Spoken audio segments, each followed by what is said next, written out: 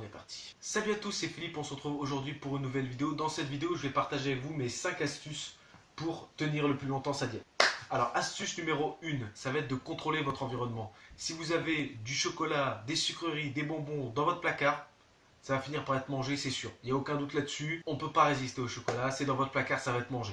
Donc, qu'est-ce qu'il peut faire pour éviter qu'il se retrouve dans votre placard? Ne pas l'acheter. Ce sera beaucoup plus facile pour vous de ne pas acheter le chocolat dans le supermarché plutôt que de ne pas le manger une fois qu'il sera chez vous.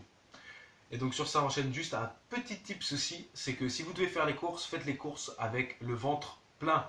Faites les courses après avoir mangé. Si vous faites les courses alors que vous avez faim, vous allez avoir tendance à acheter beaucoup plus de sucreries, beaucoup plus de cochonneries et des choses que vous n'avez même pas prévues sur votre liste, tout simplement parce que vous avez faim. Faites un bon gros repas avant d'aller faire les courses et vous allez voir que vous risquez de moins acheter de la merde. On enchaîne avec l'astuce numéro 2 qui est de préparer ses repas à l'avance. C'est super important. Si vous avez vos repas qui sont préparés à l'avance, si vous avez faim, vous avez juste à sortir votre Tupperware de votre sac et le manger. Donc cuisiner en gros, moi ce que je fais personnellement, c'est que tous mes légumes ils sont préparés à l'avance, que ce soit mes brocolis, mes haricots rouges, mes lentilles, mes petits pois, mes haricots verts. Je prépare tout à l'avance et ça me dure environ 3 à 4 jours. Et comme ça, j'ai assez de légumes pour 3 à 4 jours. Donc en général, je fais 2 ou 3 sortes de légumes à l'avance. Et après, je les répartis dans tous mes repas de la journée. Donc j'ai et des haricots rouges pour une journée, et des lentilles, et des petits pois. Et puis j'enchaîne et sur 3 à 4 jours. Le troisième tips, c'est de tout simplement éviter les frustrations. Si vous êtes trop frustré et trop strict avec votre diète, vous allez avoir beaucoup plus de mal à la tenir. Si vous mangez que des choses sans saveur que vous n'aimez pas, vous n'arriverez pas à tenir la diète.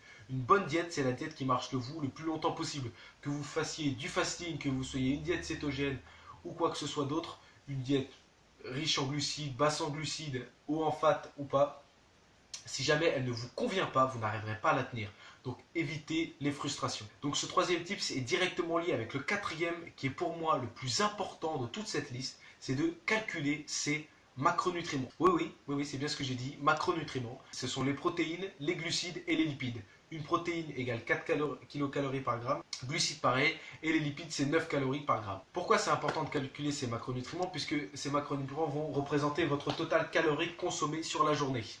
Et donc peu importe ce que tout le monde dira, le plus important pour tout ce qui est perte de poids, prise de poids ou maintien de poids, c'est le nombre de calories que vous allez brûler dans la journée versus le nombre de calories que vous allez consommer dans la journée. Si vous consommez 3500 calories mais que vous brûlez que 3000 calories, vous allez consommer 500 calories de trop. Donc vous allez être en surplus calorique et donc vous allez prendre du poids.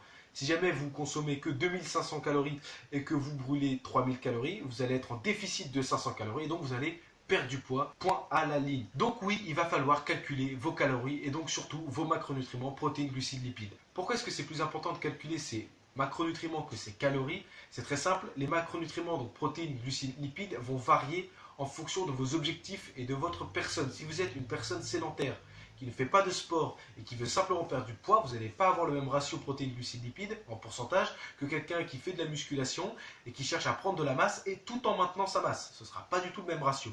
Voilà pourquoi c'est plus important de calculer ces macronutriments. Donc là, je vous vois venir, calculer ces macronutriments, comment on fait? Est-ce que ça veut dire qu'il va falloir utiliser sa balance? Eh bien oui, il va falloir utiliser sa balance.